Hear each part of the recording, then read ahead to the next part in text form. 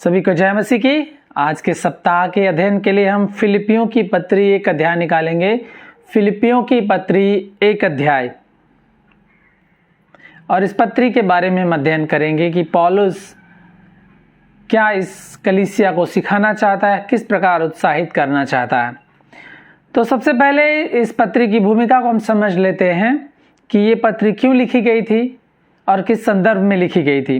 तो फिलिपियों के नाम पौलुस की पत्री यूरोप की धरती पर स्थापित प्रथम कलीसिया को लिखी गई थी, जिसकी स्थापना पौलुस ने की थी। अगर आप प्रेरितों के काम 16 अध्याय पढ़ते हैं तो वहां पे आप पाएंगे कि पौलुस अपनी दूसरी मिशनरी जर्नी पर था और फिलिपी में जाता है, वहां जेल में बंद होता है और वहां पे वो सुसमाचार सुनाता है और वहां कलीसिया की स्थापना होती है।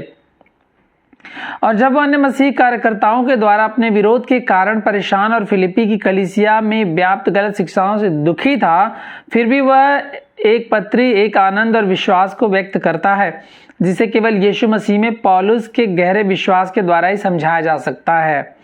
यह पत्र लिखे जाने का तात्कालिक कारण था कि फिलिपियों के मसीहियों को धन्यवाद देना है जो उन्होंने प्रभु के कार्य में, सुसमाचार कार्य में योगदान दिया था, उस भेंट के लिए जो उन्होंने पौलुस की आवश्यकता के समय उसे भेजी थी। जितनी भी भेंटें उन्होंने पौलुस की मिशनरी जर्नीज में, उसके सेवकाई में, उसके सुसमाचार के कार्य में अपनी भेंट, अपने दानों के द्वारा जो योगदान किया था, उसके लिए वो धन्यवाद भी करता है, ताकि वे उसकी और साथ ही साथ स्वयं और अपनी सारी कठिनाइयों के बावजूद साहस और भरोसा रखें। तो आप जब इस पत्री को आप पढ़ेंगे तो बहुत सारी उत्साहन की बातें की गई हैं, ताकि विश्वासी जन क्या करें, जब कठिनाइयां आती हैं, परिस्थितियां बदलती हैं और सताव भी होते हैं, तब भी हम क्या करें, उसमें हम भरोसा रखें, धीरज रखें, साहस रखें।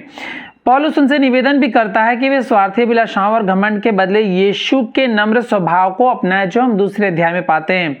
वह उन्हें याद दिलाता है कि मसीह में उनका जीवन परमेश्वर के अनुग्रह का एक दान है जो उन्होंने विश्वास के द्वारा पाया, न कि यहूदी व्यवस्था की रीतियों का पालन करने के द्वारा। ओके, वह उस आनंद और शांति के विषय में भी लिखता है जिसे परमेश्वर उन लोगों को देता है जो मसीह के साथ एकता का जीवन बिताते हैं। मसीह विश्वास और जीवन में आनंद, निश्चय, एकता और दृढ़ता पर बल देना इस पत्री की विशेषता है। यह पत्री फिलिपियों की कलीसिया के प्रति पौलुस के गहरे प्रेम को भी प्रकट करती है। सो हम पहले अध्याय में आएंगे और पहले अध्याय में 1 पद से लेकर 7 या 8 पद तक हम पढ़ेंगे और पाएंगे कि किस प्रकार पौलुस अपनी कलीसिया जो उसने स्थापित की थी फिलिप्पो में, उनको किस प्रकार उत्साहित करता है और क्या उनके लिए कहता है, क्या शब्द वो उनके लिए प्रयोग करता है। और ये बहुत महत्वपूर्ण बात होगी। अगर आप ध्यान से सुने और समझने की कोशिश करें तो आप बहुत ही आशीषित होंगे। और मैं विश्वास करता हूं कि परमेश्वर जरूर हमसे बातें करेगा और हमें सिखाएगा कि हमारे लिए क्या इस पत्री में रखा गया है, और स्पेशली इस पहले अध्याय में जब हम आज इसको शुरू कर रहे हैं। तो मैं पढ़ूंगा। मसीह यीशु के दास पौलुस और तीमुथियुस की ओर से सब पवित्र लोगों के नाम जो मसीह यीशु में होकर फिलिपी में रहते हैं, अध्यक्षों और सेवकों समेत जितने भी विश्वासी गण हैं फिलिपी की कलीसिया में, जिन्होंने प्रभु यीशु मसीह पर विश्वास किया है, और वहां पे जितने प्रेस्बिटर्स हैं, अध्यक्ष हैं, डीकन्स हैं, जो पास्टर्स हैं, उन सभी के लिए ये पत्री पौलुस अपने हाथों से लिख रहा है और कह रहा है, हमारे पिता परमेश्वर और प्रभु यीशु मसीह की ओर से तुम्हें अनुग्रह और शांति मिलती रहे।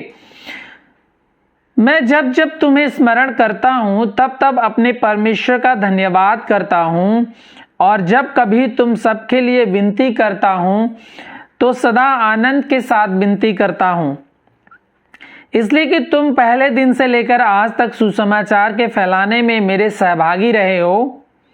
मुझे इस बात का भरोसा है कि जिसने तुम में अच्छा काम आरंभ किया है वही उसे मसीह के दिन तक पूरा करेगा। उचित है कि मैं तुम सब के लिए ऐसा ही विचार करूं, क्योंकि तुम मेरे मन में आ बसे हो और मेरी कैद में और सुसमाचार के लिए उत्तर और प्रमाण देने में तुम मेरे साथ अनुग्रह में सहभागी हो। इसमें परमेश्वर मेरा गवाह है कि मैं यीशु मसीह की सी प्रीति करके तुम सबकी लालसा करता हूं। तो पौलुस का जो अफेक्शन है इस कलीसिया के लिए बहुत ही डीप है, बहुत ही गहरा है और बहुत ही प्रभावशाली है। तो हम यहाँ पाते हैं इस पहले सेक्शन में, पहले अध्याय के, कि पौलुस जो है फिलिपी के विश्वासियों के लिए प्रशंसा, उनके कामों के लिए उनकी प्रशंसा करता है, क्योंकि वो पहले दिन से पौलुस के काम में जो सुसमाचार का वो कार्य कर रहा था, प्रचार का जो वो कार्य कर रहा था, उसमें पहले दिन से उन्होंने पौलुस की सहायता करी और उनका कार्य बहुत ही प्रशंसनीय रहा है। उनका जो योगदान है सेवकाई के, प्रभु की सेवकाई के प्रति, वो बहुत ही सराहनीय है। सो आज का जो टाइटल होगा, शीर्षक होगा आज का संदेश का, वो ये है कि सुसमाचार के फैलाने में सहयोग करिए या सहयोग करो। हम सभी को सुसमाचार के फैलाने में सहयोग करना होगा और इसको हम फिलिपियों की कलीसिया से हम उदाहरण लेकर हम देखेंगे कि हम किस प्रकार अपने जीवन में मसीह के कार्य के लिए योगदान कर सकते हैं और करना चाहिए। सो पौलुस कह रहा है, मैं जब जब तुम्हें स्मरण करता हूं तब तब अपने परमेश्वर का धन्यवाद करता हूं, क्योंकि वो कहता है, और जब कभी तुम सबके लिए विनती करता हूं तो सदा आनंद के साथ विनती करता हूं। कारण वो बता रहा है 5वें पद में। सो पहली जो बात है, पौलुस जब जब इस कलीसिया को याद करता है, इस कलीसिया में विश्वासियों को याद करता है, जो भाई बहन हैं जिन्होंने परमेश्वर के वचन को आनंद के साथ ग्रहण किया था, जैसे लिडिया हो गई या फिलिपी का जेलर, उसका पूरा परिवार हो गया, और भी उनके साथ रहने वाले जो लोग हैं जिन्होंने सुसमाचार को सुनकर के विश्वास किया था, उन सभी लोगों को याद करके जब पौलुस परमेश्वर का धन्यवाद करता है तो कहता है कि मैं बहुत आनंद के साथ तुम्हारे लिए विनती करता हूं, बहुत ही आनंद के साथ। और हमें भी ये बात स्मरण रखनी चाहिए और समझनी भी चाहिए कि हमारे जीवन के द्वारा, हमारे मसीही जीवन के द्वारा, मेरे अपने विश्वास के द्वारा, मेरे अपने मसीह के साथ मेरी चाल चलन के द्वारा, मेरे अपने मसीही जीवन के द्वारा जो मैं प्रभु के पीछे चल रहा हूं, मेरी अपनी सेवकाई जो मैं परमेश्वर में कर रहा हूं, क्या मेरे जीवन को याद करके आप परमेश्वर को धन्यवाद देते हैं, या क्या मैं आपके जीवन को देखकर परमेश्वर का धन्यवाद करता हूं, या मैं आनंद के साथ आपके लिए विनती करता हूं। एक बड़ी चुनौती है, एक बड़ी बुलाहट भी है हमारे लिए कि हम ऐसा अपने जीवन को प्रदर्शित करें, ऐसा अपने जीवन को चलाएं प्रभु में कि लोग जब हमें देखें, हमारे कामों को देखें तो परमेश्वर का धन्यवाद करें। रोमियो की कलीसिया को भी पौलुस कहता है, मैं तुम्हारे कामों की चर्चा पूरे संसार में हो रही है। कुरिन्थ की कलीसिया को भी इसी प्रकार वो लिखता है, गलातिया कलीसिया को लिखता है। तो पौलुस उनके विषय में हर्ष और आनंद को प्रकट करता है जब उनको याद करता है। विश्वासी भाई बहनों, मैं आपको ये कहना चाहता हूं कि अपने जीवन को इस तरह हम सजोएं, इस तरह हम चलाएं, इस तरह हम प्रभु में अपने जीवन को प्रकट करें और दिखाएं, दिखाने के लिए नहीं परंतु व्यावहारिक तौर पर इस तरह हम प्रकट करें कि जब प्रभु के सेवक हमें देखें या एक दूसरे को हम देखें, एक दूसरे को हम याद करें, तो हम परमेश्वर को आपके जीवन के बारे में धन्यवाद कर पाएं। हम धन्यवाद करें कि ये व्यक्ति बहुत ही अद्भुत है, ये व्यक्ति बहुत ही समर्पित है, ये व्यक्ति बहुत ही प्रार्थना में लीन रहता है, या ये व्यक्ति बहुत ही प्रभु की सेवकाई के लिए खड़ा रहने वाला है या रहने वाली है, बहुत ही दान देने वाली है, बहुत ही कलीसिया में अपनी सहभागिता को हमेशा आगे होकर प्रकट करने वाला है। इस प्रकार हमारे जीवन को होना चाहिए। तब क्या कहता है पौलुस, मैं बड़े आनंद के साथ तुम्हारे लिए विनती करता हूं। क्यों वो इस प्रकार आनंद करता है इन विश्वासियों को देखकर, उनके बारे में सुन करके? क्यों इस प्रकार परमेश्वर का वो धन्यवाद करता है? क्योंकि 5वें पद में, इसलिए कि तुम पहले दिन से लेकर आज तक, क्या कह रहा है, डे 1 से, जब वो फिलिपी में पहली बार पहुंचा था, जब उन्होंने विश्वास किया था, जब उस पर सताव आया था, और जब वो जेल में है, जब वो जेल में अभी बंद है और वो जेल से ये पत्री लिख रहा है, कह रहा है कि पहले दिन से लेकर आज तक, इवन दो आज मैं जेल में बंद हूं सुसमाचार कार्य के लिए, तो भी तुम मेरे साथ खड़े हो, मेरे साथ तुम सुसमाचार के फैलाने में सहभागी रहे हो। तुम्हारी जो पार्टनरशिप है इस सुसमाचार के फैलाने में, वो पहले दिन से लेकर आज तक मेरे जेल में बंद होने तक और कैदी होने तक तुम मेरे साथ उस सुसमाचार में सहभागिता दे रहे हो। कंटिन्यूअसली, लगातार, एक बार दो बार नहीं कि हमने प्रभु के कामों में एक बार हाथ बटाया, हम कभी इवांजेलिज्म में हम आ गए, कभी हमने कभी किसी को बाइबल दे दिया, हमने कभी सुसमाचार कार्य के लिए हमने एक बार दान दे दिया, हमारे जीवन का कार्य खत्म हो गया। प्रभु हमें शॉर्ट टर्म मिशन के लिए नहीं बुलाता है। वेस्टर्न कंट्रीज में, वेस्टर्न पाश्चात्य देशों में आप पाएंगे कि वहां पे शॉर्ट टर्म मिशन का कल्चर है। लोग सोचते हैं हम अपनी कलीसिया से 2 सप्ताह के लिए हम कहीं चले गए, घूम टहलाएं, लोगों को थोड़ा खाना खिला लाएं, लोगों को एक संदेश बांट दिया, हमारे जीवन का कर्तव्य, हमने एक मिशनरी जर्नी कर ली। हम चले गए कंबोडिया, हम चले गए फिलीपींस, हम चले गए थाईलैंड, हम चले गए श्रीलंका, हम चले गए नेपाल, हमारे जीवन का कर्तव्य पूरा हो गया। प्रभु हमें शॉर्ट टर्म मिशन के लिए नहीं बुलाता है। हमारे जीवन भर परमेश्वर ने हमें बुलाया कि हम उसके नाम की गवाही दें और उसके सुसमाचार को हम प्रचार करें और उस सुसमाचार के कार्य में अपने सहयोग और अपनी सहभागिता को, अपनी पार्टनरशिप को हम दें। किस प्रकार देंगे बता रहे हैं अभी। तो पौलुस कहता है, इसलिए मैं परमेश्वर का धन्यवाद करता हूं, तुम्हारे धन्यवाद और आनंद के साथ विनती करता हूं, क्योंकि तुम पहले दिन से लेकर आज तक सुसमाचार के फैलाने में मेरे सहभागी रहे हो। तो हम देखेंगे 2 कुरिन्थियों 8 अध्याय के 1 से 4 पद में, 2 कुरिन्थियों 8 अध्याय के 1 से 4 पद में पौलुस क्या कहता है। अब हे भाइयों, मैं तुम्हें परमेश्वर के उस अनुग्रह का समाचार देता हूं जो मकिदुनिया की कलीसियाओं पर हो। मसिडोनिया एरिया में कौन कौन सी कलीसियाएं थी? फिलिपी की कलीसिया, थिस्सलुनीका और बीरिया की कलीसिया थी। तो वो कह रहा है कि मकिदुनिया की कलीसियाओं पर परमेश्वर का अनुग्रह हुआ है कि क्लेश की बड़ी परीक्षा में उनके बड़े आनंद और भारी कंगालपन में उनकी उदारता बहुत बढ़ गई। तो फिलिपी की कलीसिया, थिस्सलुनीका और बीरिया की कलीसियाओं को पौलुस कह रहा है, इवन दो आपके भारी कंगालपन में, पॉवर्टी में, आपकी गरीबी में और दुर्दशा में भी आपने बहुत बड़ी उदारता दिखाई है। कई बार हम कहते हैं कि हमारे पास तो हम उस योग्य नहीं कि हम प्रभु की सेवकाई में मदद करें, हमारे पास धन नहीं है, हमारे पास नौकरी नहीं है, हम कम कमाते हैं, या हम किस प्रकार प्रभु को दें, हम कितना दें। लेकिन पौलुस यहां कह रहा है उदारता बहुत बढ़ गई। इवन दो उनकी कंगाली में, उस अकालपन में, उनके गरीबी में और उनकी कंगाली में क्या हुआ, उनकी उदारता और भी बढ़ गई। क्या आप इस सिचुएशन को समझ सकते हैं? जैसे कि कोविड का समय आया, बहुत सारे लोग कंगाल हो गए, बहुत सारे लोग परेशानी और बीमारी और गरीबी में और मृत्यु में चले गए। क्या ऐसे सिचुएशन में हम प्रभु के कार्यों के प्रति उदारता दिखा पाएंगे?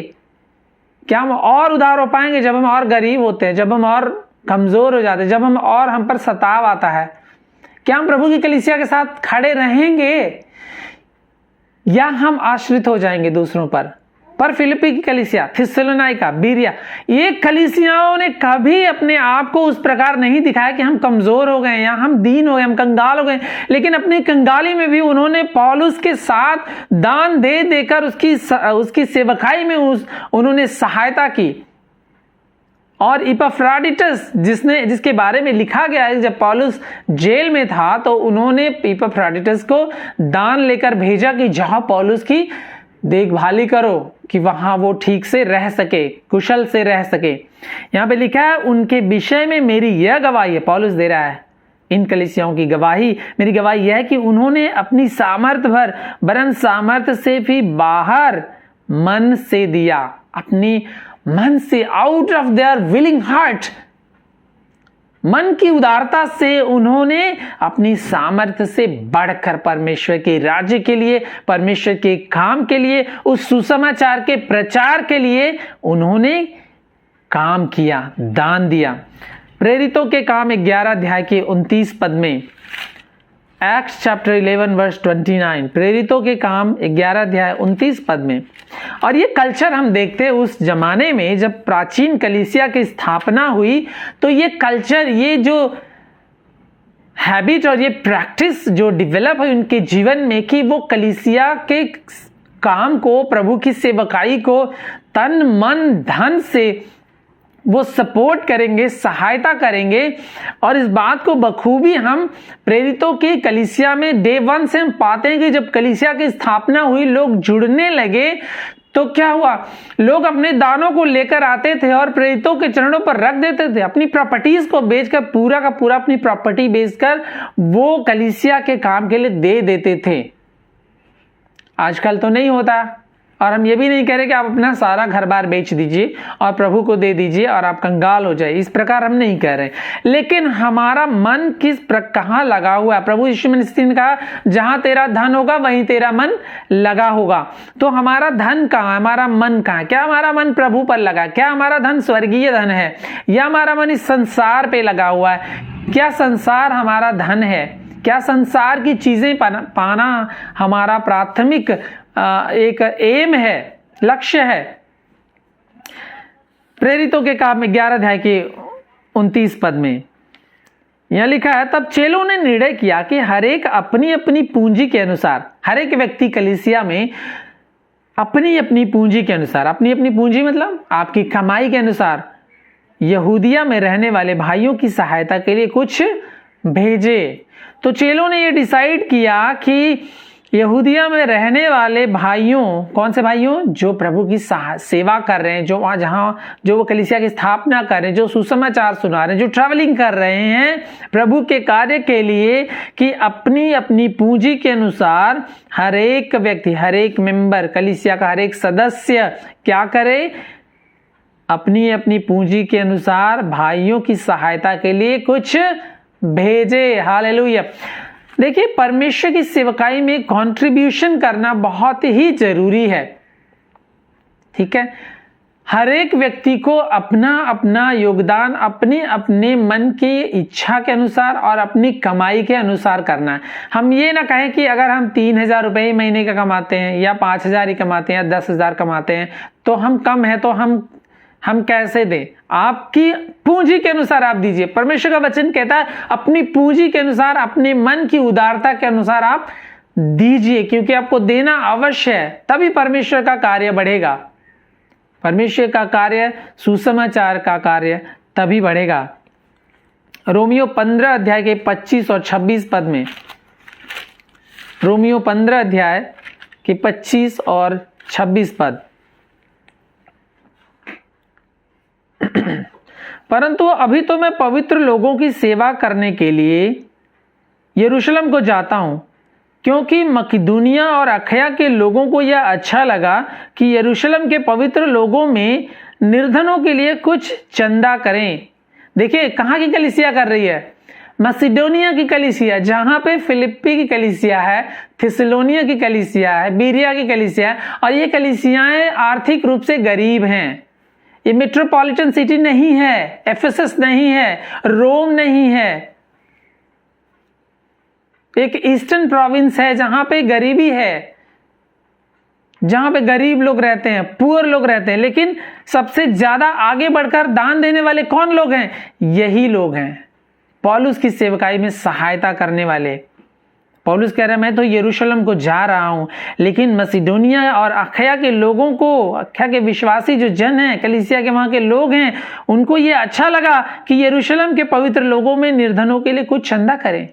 यरूशलेम की जो कलीसिया है, जहां पे कुछ पुअर लोग भी हैं, उस कलीसिया में जो कमजोर हैं, जो हताश हैं, जो जिनकी जीविका नहीं चल पा रही है, उनके लिए कुछ क्या करें? वो अपने दानों को भेजें, चंदा करें, क्योंकि वहां पे पौलुस जा रहा है, और उसके हाथ भिजवाएं कि उस कलीसिया की सहायता हो सके। हमें भी, जो कलीसियाएं मजबूत हैं, जो कलीसियाएं स्ट्रांग है फाइनेंशियली और आर्थिक रूप से मजबूत हैं, उनको अवश्य चाहिए कि जो कलीसियाएं, जो सेवक कमजोर है फाइनेंशियली, उनकी सहायता करे, ताकि वो सुसमाचार के कार्य को और मजबूती के साथ, और अधिकाई के साथ, और उत्साह के साथ, और यूनिटी के साथ, और बोल्डनेस के साथ और परमेश्वर में प्रेम के साथ करते जाएं, उत्साह के साथ करते जाएं। हमें ऐसा कुछ छोड़ नहीं देना चाहिए, परंतु हमें चुनाव करके प्रार्थना के साथ चुनकर, जिस तरह यरूशलेम की कलीसिया ने पौलुस और बरनबास को भेजा, हमें लोगों को अडॉप्ट कर लेना चाहिए।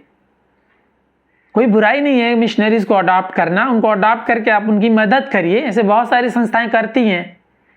उनको अडॉप्ट करिए, उनकी मदद करिए, सेवकाई में आप उनकी सहायता करिए अगर आप कर सकते हैं। पहला कुरिन्थियों 16 अध्याय के 1 से 4 पद, बहुत सारी गवाहियां पौलुस दे रहा है इस कलीसिया के बारे में। पहला कुरिन्थियों 16 अध्याय 1 से 4 पद।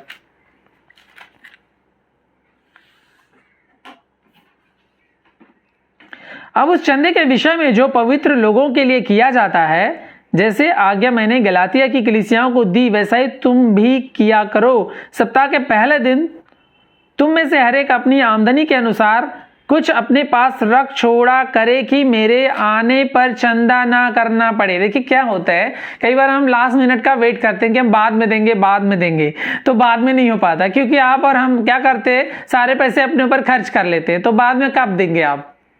बाद में फिर आपके पास बचेगा नहीं, तो बचे खुचे में से आप बचा खुचा ही देंगे। और जब मैं आऊंगा तो जिन्हें तुम चाहोगे उन्हें मैं चिट्ठियां देकर भेज दूंगा कि तुम्हारा दान यरूशलेम पहुंचा दें। यदि मेरा जाना उचित हुआ तो वे मेरे साथ जाएंगे। पौलुस कह रहा है कि तुम सप्ताह के पहले, व्हाई डोंट यू, अब सप्ताह के पहले दिन इकट्ठा कर लो, महीने के पहले वीक में आप इकट्ठा कर लो। जब आप पता नहीं मुझे कहना, जब आपकी सैलरी आती तभी आप निकाल लो परमेश्वर के दान के लिए, वेट नहीं करो। परमेश्वर, जो परमेश्वर का है परमेश्वर को दीजिए, और जो प्रभु का है, जो कैसर का है वो कैसर को दीजिए। इनकम टैक्स हम लोग देते हैं, परमेश्वर को हमें देना चाहिए। उसी संदर्भ में परमेश्वर प्रभु यीशु मसीह ने कहा कि जो परमेश्वर का तुम परमेश्वर को दो, और जो सरकार का है वो तुम सरकार को देते ही हो। हर चीजों पे हम टैक्स देते हैं, लेकिन परमेश्वर को हम कब आगे होकर के देंगे? तो पौलुस कह रहा है इस कलीसिया को कि पहले दिन से, डे 1 से लेकर, पहले दिन जब मैं फिलिप्पी में आया उस दिन से लेकर आज तक, जब तक कि मैं जेल में हूं, उन्होंने मेरी जरूरतों को पूरा किया है और इस सुसमाचार के कार्य में, उसके फैलाने में मेरी सहभागी रहे। सुसमाचार के कार्य को फैलाने में देखिए, प्रभु यीशु मसीह ने मत्ती 28 अध्याय में, इसको हमें थोड़ा जोर देना पड़ेगा, मत्ती 28 अध्याय के 18 से 20 पद में प्रभु यीशु मसीह ने क्या कहा कि स्वर्ग और पृथ्वी का सारा अधिकार मुझे दिया गया है, इसलिए तुम जाओ। प्रभु यीशु मसीह ने यह आज्ञा वहां पे मौजूद 120 लोगों को, वहां पे मौजूद जितने लोग भी थे प्रभु यीशु मसीह के उठाए जाने के समय में, उन सभी को प्रभु यीशु मसीह ने यह आज्ञा दी कि तुम जाओ और मेरे नाम से सब जातियों को क्या करो, चेला बनाओ। चेला बनाने की प्रक्रिया क्या है बता दे रहे अभी।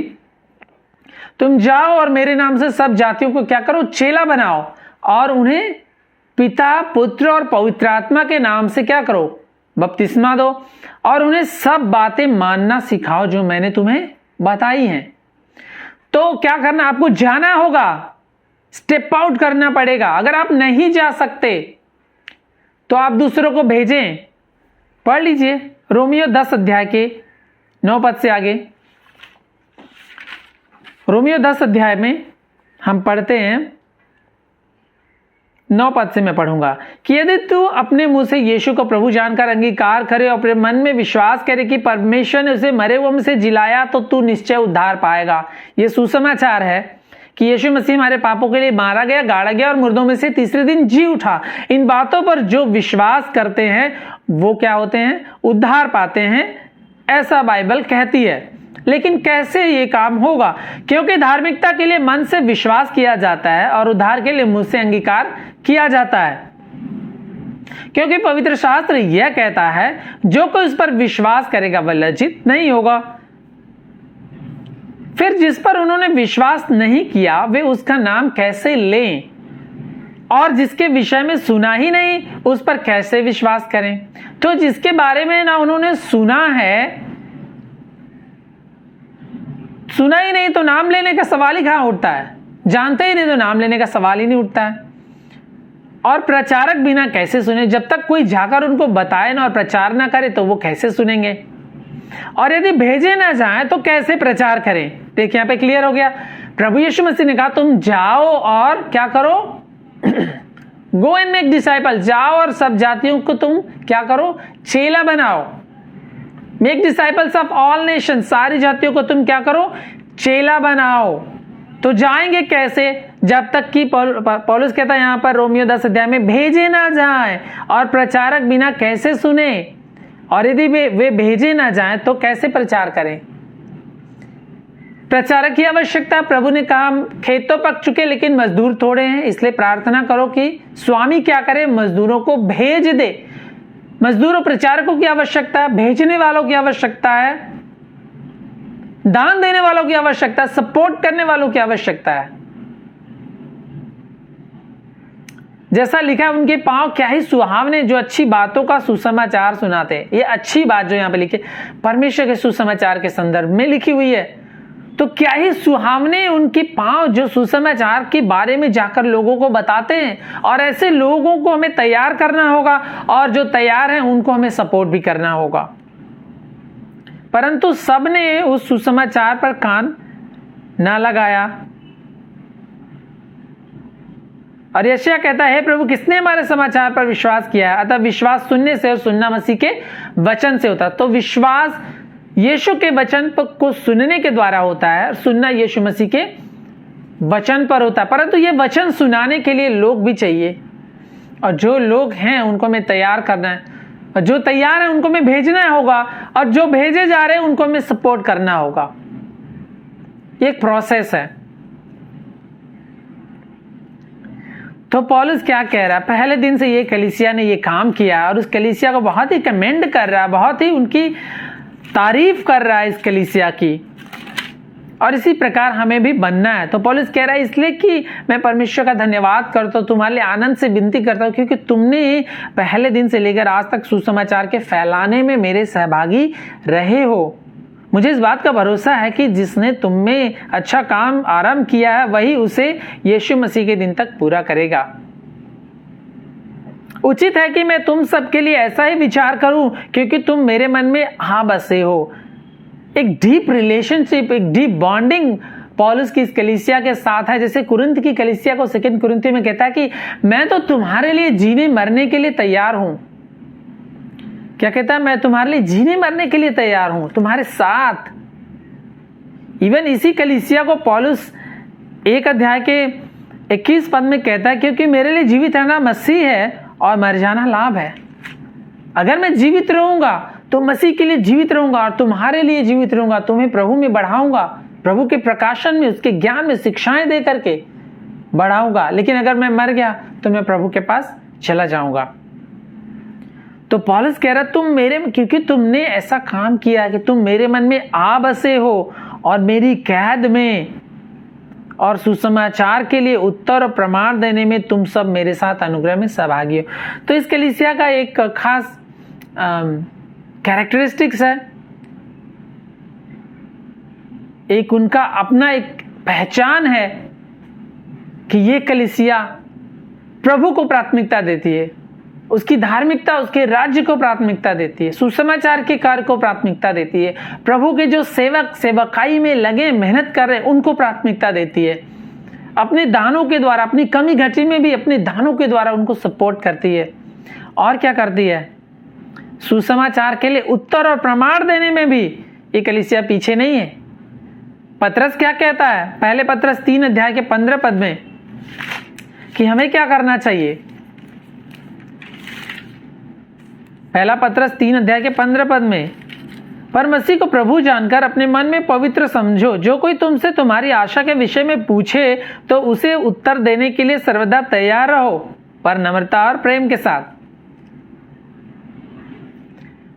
तो हमें और आपको प्रभु के अनुयायी होने के नाते, प्रभु के सेवक होने के नाते क्या करना है, हमें हमारी जो आशा है, हमारा जो विश्वास है, हमारा जो अनंत जीवन है, प्रभु यीशु मसीह पर जो हमने विश्वास किया उसके बारे में कि प्रभु कौन है, अगर कोई पूछे तो क्या करना है, उसे उत्तर देने के लिए हमेशा तैयार रहना है। किस प्रकार से, प्रमाण दे देकर और ये कलीसिया अपने विश्वास के बारे में उत्तर देती है प्रमाण दे करके, अपने कामों को प्रकट करके।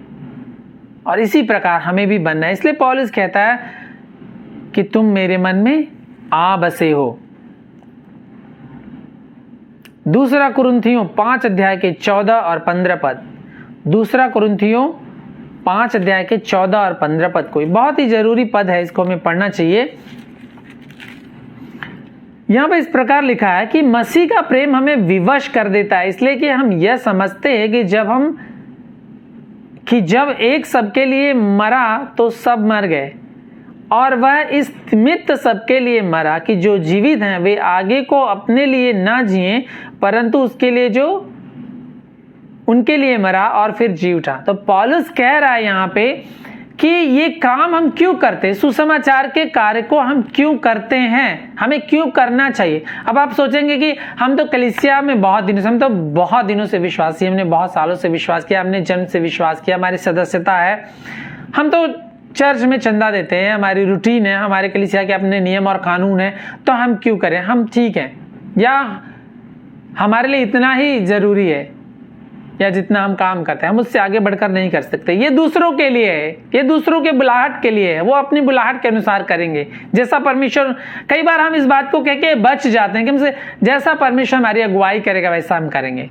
हम परमेश्वर पे छोड़ देते हैं, अपनी जिम्मेदारियों को भी हम परमेश्वर पे छोड़ के कहते हैं कि परमेश्वर जब हमारी अगुवाई करेगा तो हम इस काम को करेंगे, या परमेश्वर हमारी अगुवाई करेगा तो हम देंगे, या परमेश्वर हमारी अगुवाई करेगा तो हम पार्टिसिपेट करेंगे। लेकिन पौलुस क्या कह रहा है कि हमें परमेश्वर का प्रेम क्या करता है, विवश कर देता है। हालेलुया। परमेश्वर का प्रेम क्या हम उसको हल्के में लेते हैं कि उसने अपने इकलौते पुत्र को भी हमारे लिए ना रख छोड़ा कि हमें अपने पुत्र के बलिदान के द्वारा हमें अपनी संतान बना ले। पिछले देशों में आपने सुना होगा कि यीशु के बलिदान के द्वारा, उस पर विश्वास करने के द्वारा हम परमेश्वर की लेपालक संतान बन जाते हैं और यीशु के साथ उसके संगी वारिस बन जाते हैं। क्या ये बहुत ही बड़ी बात नहीं कि स्वर्ग की सारी आशीषें इवन राइट नाउ इफिसियों के अनुसार कि अभी भी हम स्वर्गीय स्थानों में बिठाए गए हैं, प्रभु यीशु मसीह के साथ हमारी पहुंच हो गई है। तो क्या परमेश्वर का प्रेम हमें विवश नहीं करेगा कि हम प्रभु के कार्यों को प्राथमिकता दें, उसके सुसमाचार के कार्यों को प्राथमिकता दें। अब हम अपने लिए ना जिए, लेकिन हम परमेश्वर के लिए जिए। वही हमारा हर एक विश्वासी का एक ही अल्टीमेट जो मकसद है, जो हमारी फाइनल डेस्टिनेशन है, परमेश्वर के साथ रहने की है और परमेश्वर के कामों को करने की है। इसलिए प्रभु यीशु मसीह ने कहा, तुम आज की और कल की चिंता क्यों करते हो, सबसे पहले तुम परमेश्वर की धार्मिकता और उसके राज्य की खोज करो, उसको प्राथमिकता दो, परमेश्वर को प्राथमिकता दो, उसके राज्य की खोज करो। राज्य क्या है, परमेश्वर का राज्य क्या है, परमेश्वर का राज्य अभी और हमारे बीच में है, और परमेश्वर का राज्य आने वाला भी है। वो कैसे बढ़ेगा, वो सुसमाचार के कार्यों के द्वारा परमेश्वर का राज्य बढ़ता है। जैसे हम सुसमाचार सुनाते हैं, क्योंकि पौलुस कहता है रोमियो के 16 में, मैं सुसमाचार से नहीं लजाता हूं, क्योंकि सुसमाचार में हर एक व्यक्ति के लिए उधार देने की सामर्थ्य है, जैसे चाहे वो यूनानी हो, चाहे यहूदी हो, चाहे गोरा हो, काला, कोई भी हो, किसी भी समुदाय का हो। तो परमेश्वर का प्रेम हमें विवश करना चाहिए। अगर हम परमेश्वर से प्रेम करते हैं तो हम उसकी आज्ञाओं को मानेंगे और हम उसके कार्यों में हाथ बटाएंगे। उसकी महान आज्ञा जो है, महान आदेश है जो, उसको हम पूरा करने में अपना पूरा सहयोग देंगे और देना चाहिए। इसलिए मैं आज आपको उत्साहित करना चाहता हूं इस कलीसिया के द्वारा, फिलिप्पी की कलीसिया के द्वारा, कि ये कलीसिया गरीब तो थी,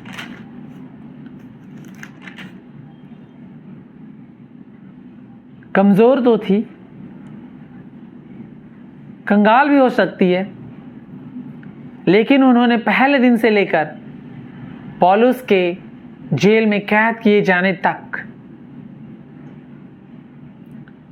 पौलुस के साथ सुसमाचार के फैलाने में, बढ़ाने में, प्रचार करने में, सुसमाचार की गवाही देने में उसके साथ रहे हैं।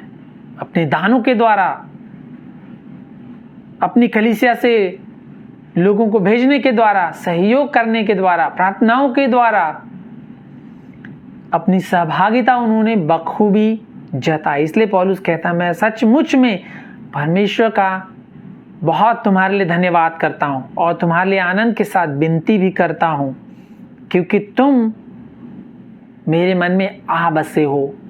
इसलिए क्योंकि तुमने सुसमाचार को प्राथमिकता दिया, परमेश्वर के कामों को प्राथमिकता दी, अपनी कंगाली में, अपनी घटी में, अपनी कमी में, अपनी सीमाओं से बढ़कर तुमने परमेश्वर के कामों के लिए दिया है। तो हम क्या कर रहे हैं? हमारा जीवन क्या कहता है? हमें किस प्रकार रहना है? क्या हमारा काम प्रशंसनीय है? क्या हम परमेश्वर के राज्य में प्रशंसनीय काम कर रहे हैं कि कोई हमारी प्रशंसा करे कि फला व्यक्ति इस प्रकार है? क्या हमने सुसमाचार को फैलाने में अपनी सहभागिता दी है, जताई है? आगे बढ़कर हमने दान दिए हैं, आगे बढ़कर हमने अपनी उपस्थिति दी है, आगे बढ़कर हमने प्रार्थनाएं की हैं, आगे बढ़कर हमने कहा हाँ मैं करूंगा ये काम।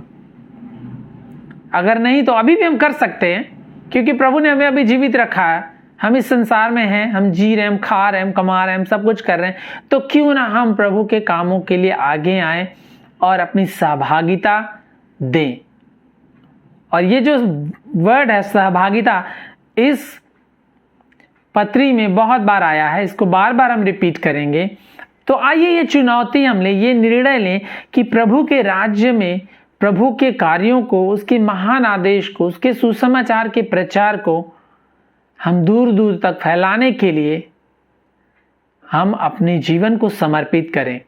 हम नहीं जा सकते, जैसे पौलुस कहता है रोमियो में, भेजो, तुम नहीं जा सकते, भेजो, सेवकों को भेजो, और जो जाने के लिए तैयार है उनकी मदद करो, क्योंकि भेजना बहुत जरूरी है, बाहर निकलना बहुत जरूरी है, मुंह खोलकर प्रचार करना बहुत ही जरूरी है। जब तक लोग यीशु का नाम नहीं सुनेंगे तब तक वो यीशु पर विश्वास नहीं करते। देखिए सोशल वर्क आप बहुत सारा कर सकते हैं, बहुत सारे लोगों को आप इम्प्रेस भी कर सकते हैं, बहुत सारे लोग आपके फ्रेंडली भी हो जाएंगे, मित्र भी बन जाएंगे, अच्छे आपके उठना बैठना लोगों के साथ हो जाएगा, आप खाना पीना भी हो जाएगा। लेकिन अगर मुंह खोलकर आपने उनको ये सुसमाचार नहीं बताया कि परमेश्वर पवित्र है, मनुष्य पापी है, मनुष्य अपने पापों में मरा हुआ, परमेश्वर का बैरी है, और उसको अपने पापों से पश्चाताप करके यीशु पर विश्वास करना होगा कि यीशु तुम्हारे पापों के लिए मारा गया, गाड़ा गया और मुर्दों में से तीसरे दिन जी उठा, वही एकमात्र परमेश्वर है और वो न्याय करने वाला है। इसलिए पश्चाताप कर, अगर इन बातों को आपने नहीं बताया है तो वो कैसे विश्वास करेगा? वो आपके सोशल वर्क पे विश्वास कर लेगा कि आप अच्छे आदमी हैं, आप खिलाते पिलाते हैं, आपके पास प्रोजेक्ट है, लेकिन आपके पास सुसमाचार नहीं है। तो भेजो, जाओ, नहीं जा सकते भेजो, दान दो, दशवांश दो, प्रार्थनाएं करो, और जहां भी आप रहते हैं मुंह खोलकर लोगों को सुसमाचार प्रचार करो। अपने विश्वास की गवाही, अपने सुसमाचार की गवाही, प्रभु के बारे में जो सुसमाचार है उसकी गवाही मुंह खोलकर, उत्तर देकर, प्रमाण देकर लोगों को बताओ। तभी जब तक यीशु का नाम वो नहीं सुनेंगे, उसके कामों के बारे में नहीं सुनेंगे, वो उद्धार नहीं पाएंगे। नाम ही नहीं सुनेंगे तो उद्धार कैसे पाएंगे, विश्वास कैसे करेंगे? इसलिए हमें बोलना भी बहुत जरूरी है। तो आइए हम निर्णय लें कि प्रभु के कामों को हम प्राथमिकता देंगे, उसके धार्मिकता और उसके राज की खोज करेंगे, और उसमें अपनी सहभागिता को हम जरूर देंगे जिस भी तरह से हम कर सकते हैं। प्रार्थना में जाने के द्वारा, दानों के द्वारा, अपने समय को देने के द्वारा, कलीसिया में अपने सहयोग के द्वारा, मिशन एजेंसीज को सपोर्ट करने के द्वारा, जैसे भी मिशनरीज को अडॉप्ट करने के द्वारा, जिस प्रकार से आप कर सकते हैं प्लीज करिए। ये करना बहुत जरूरी है। हम दूसरे पंथों से हम सीख सकते हैं कि कितना ज्यादा वो अपने दानों को देते हैं, कितना ज्यादा वो अपने पंथ को बढ़ाने के लिए मेहनत करते हैं, और हमारे लोग क्यों ठंडे पड़े हैं, हम क्यों अपने लोगों को मदद नहीं कर पा रहे हैं। तो हमारे लिए एक चुनौती है, और इस चुनौती को हम स्वीकार करें और हम आगे हैं। आइए हम प्रार्थना करें। हमारे स्वर्गीय पिता, हम धन्यवाद करते हैं कि ये कलीसिया जो जीवित है, ज्वलंत है, प्रबल है, साहसी है, दुर्बल होकर के भी वो साहसी है प्रभु जी, वो बोल्ड है, करेजियस है प्रभु जी, विलिंग है, इच्छुक है प्रभु, अपनी योग्यता से बढ़कर प्रभु जी वो देने वाले हैं, अपनी कंगाली में बढ़कर वो देने वाले हैं, जिसके बारे में आपका दास प्रभु जी कहता है, उनकी प्रशंसा करता है, उनके नाम की गवाही कई पत्रियों में लिख करके देता है कि उन्होंने उसकी सेवकाई में पहले दिन से लेकर उसके जेल में बंद किए जाने तक उसके जीवन के अंत समय तक प्रभु उनके साथ रहे हैं और अपने दानों के द्वारा, अपने योगदानों के द्वारा प्रभु सुसमाचार के कार्यों में उन्होंने उसकी सहायता की, सहभागिता जताई, ताकि वो जाकर सुसमाचार के प्रचार को करे और लोगों के बीच में यीशु के नाम की प्रशंसा हो और बड़ाई हो। परमेश्वर धन्यवाद करते हैं, हमारी भी सहायता करें, हमारी कमजोरियों को दूर करें प्रभु जी, हमारे सेल्फिशनेस को दूर करें प्रभु जी। और प्रभु जी आपके नाम को महिमा देने के लिए, आपके सुसमाचार की प्रगति के लिए, उसके फैलाने के लिए, चेला बनाए जाने के लिए प्रभु जी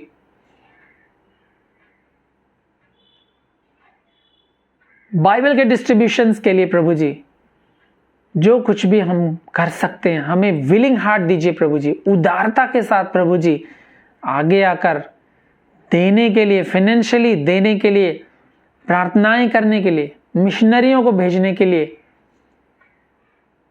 हम खड़े हों। हमारी कलीसियां, भारतवर्ष की कलीसियां खड़े हों प्रभु जी, क्योंकि खेत पक चुके हैं, मजदूर थोड़े हैं, इसलिए हम प्रार्थना करते हैं प्रभु जी, हमारे स्वामी, हमारे परमेश्वर मजदूरों को तैयार करें और भेजें प्रभु जी, ताकि वो जाकर प्रभु सुसमाचार को सुनाएं और उस अनंत जीवन के लिए उस कटनी को काटें। क्योंकि हम जैसा बोएंगे वैसा ही काटेंगे। पिछले सप्ताह हमने देखा कि हम जैसा बोएंगे वैसा ही काटेंगे। अगर हम शरीर के लिए बोएंगे तो हम शरीर के विनाश के लिए काटेंगे, लेकिन अगर हम आत्मा के लिए बोएंगे तो हम अनंत जीवन के लिए कटनी को काटेंगे। प्रभु जी हमें अपने जीवन को प्रभु जी अनंत जीवन के कामों में निवेश करने के लिए, सुसमाचार के कामों में निवेश करने के लिए हमारी सहायता करें। सांसारिकता के लिए नहीं, परंतु अनंत जीवन के लिए। पवित्र आत्मा इसमें हमारी सहायता करे प्रभु जी। धन्यवाद देते हमारी प्रार्थनाओं को सुनने के लिए। प्रार्थना यीशु के नाम से मांगते हैं, आमीन। आप सभी को जय मसीह की।